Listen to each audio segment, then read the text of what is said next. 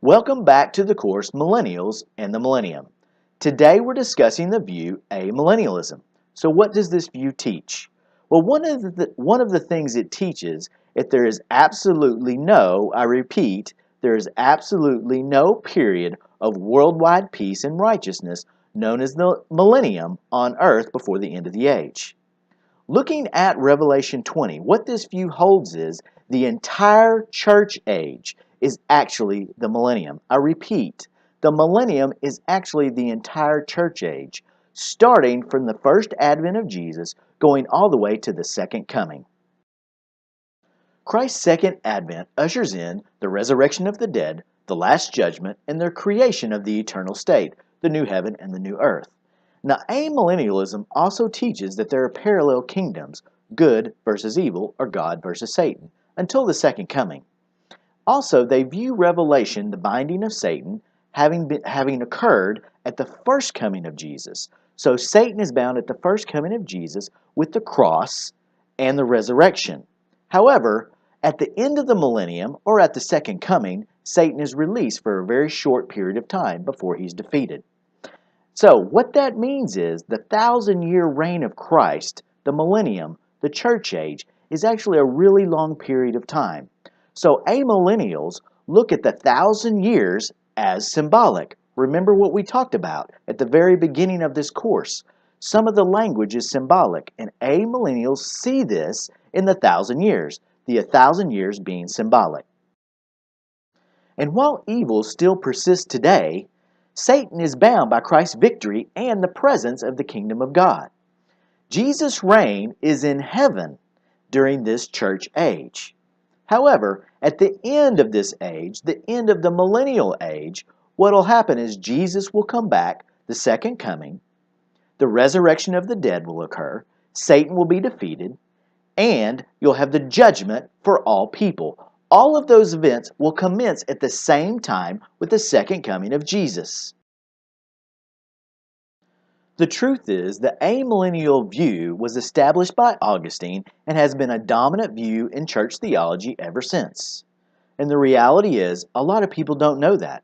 They don't realize amillennialism has been around for such a long time. As a matter of fact, a lot of people only know about one view. Dispensationalism. They only know about one view because they grew up in the church and learned that one view, and it still today is very popular. I'm not knocking dispensationalism. I'm simply saying there's actually four views. There's what we've already studied, historic premillennialism, there's amillennialism, there's postmillennialism, and there's dispensationalism. And some people don't realize that and don't realize the deep history of some of the other views. I point all that out to say sometimes it's best to look back at history, historic Christianity. We learned last time that historic premillennialism goes all the way back to early church fathers. Now we've learned with amillennialism, it also has a very deep history that stretches all the way back to antiquity. Now, even the critics agree that this view, amillennialism, has a deep history in Christianity. And you may not realize this, but many of the reformers were amillennialists. And of course, we have many people who in modern times are amillennialists as well. The reality is, organized Christianity has largely been in the camp of the amillennialist. Now I want to pause here for just a second and look at the first two views, historic premillennialism and amillennialism. We have already said these two views both have great historical value and go all the way back to antiquity. Now looking at this chart, it actually demonstrates that. Historic premillennialism starting at the end of the first century, and then amillennialism with the ideas starting at the end of the second century, and then by 400, Augustine had popularized the view of amillennialism.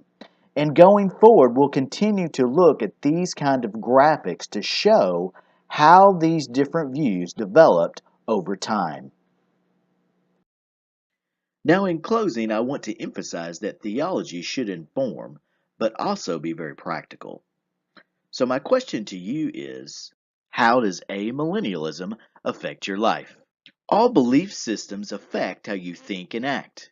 If you believe that both the goodness of God and the evil of Satan are coexisting in the earth right now, then you will likely prepare yourself accordingly. Consider Matthew 13, the wheat and the tares. So the servants of the owner came and said to him, Sir, did you not sow good seed in your field? How then does it have tares? He said to them, An enemy has done this.